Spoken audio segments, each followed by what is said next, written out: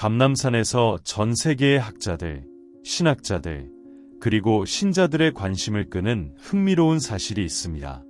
9명의 유대인 제사장들이 이 지역의 땅을 매입했으며 결점 없는 것으로 여겨지는 5마리의 붉은 암송아지가 이곳으로 옮겨졌습니다.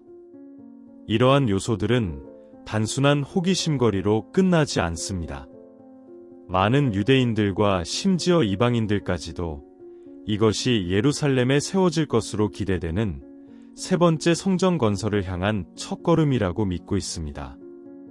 어떤 사람들은 이러한 사건들을 성경의 예언 성취와 메시아의 임박한 도래와 연결짓기도 합니다.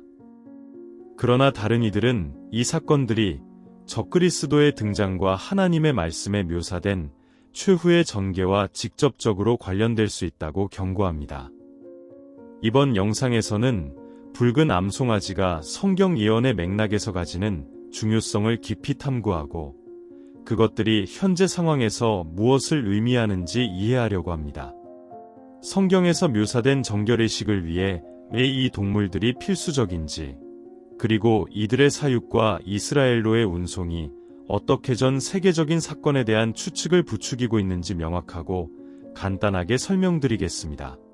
끝까지 보시면 당신이 종말의 징조를 바라보는 시각이 바뀔 수도 있습니다. 물론 시작하기 전에 구독 버튼을 누르고 알림을 설정하여 성경을 쉽고 은혜롭게 이해하는데 도움이 되는 콘텐츠를 받아보세요. 그럼 시작해볼까요? 성경에서 붉은 암송아지의 기원. 구약 성경 민수기 19장에서 하나님은 모세에게 부정한 자들을 정결케 하기 위한 특정한 의식을 지시하셨습니다. 이 의식은 그들이 이스라엘 공동체로 다시 통합될 수 있도록 했습니다. 이 절차의 주요 요소 중 하나는 붉은 암송아지였으며 이는 매우 희귀한 동물로 털이 온통 붉은색이고 출산하거나 노동에 사용된 적이 없어야 했습니다. 다른 희생제사와 달리 이 의식은 암송아지가 성막 바깥에서 희생되어야 했습니다. 이는 이미 특별한 상징성을 나타냈습니다. 희생 후 그 동물의 시신은 완전히 태워졌으며 그 결과로 나온 재는 물과 섞여 정결의 물이 되었습니다.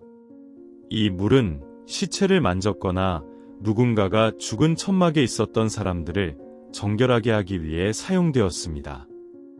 그러나 이 의식은 수천 년 동안 시행되지 않았습니다.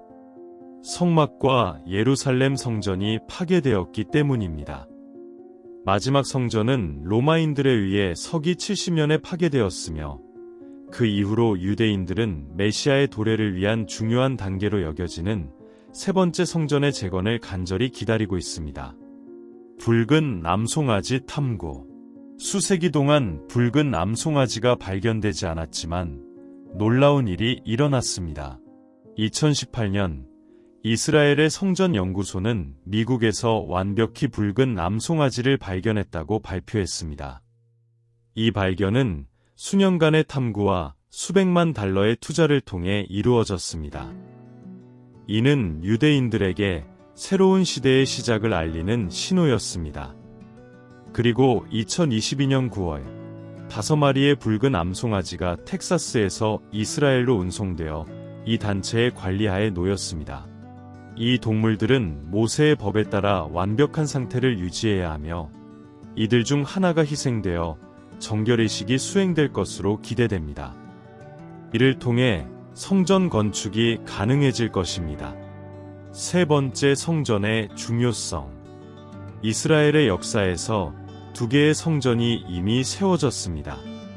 첫 번째 성전은 솔로몬 왕에 의해 세워졌지만 기원전 586년에 바빌로니아인들에 의해 파괴되었습니다. 두 번째 성전은 바빌론 포로 생활 이후 재건되었으며 서기 70년에 로마인들에 의해 파괴될 때까지 유지되었습니다. 성경에 따르면 세 번째 성전은 종말의 중요한 사건들이 일어날 장소가 될 것입니다. 이곳에서 적그리스도가 세계를 통치하기 위해 자리를 잡고 유대인들과 많은 나라들을 속일 것입니다. 적그리스도의 역할과 최후의 예언.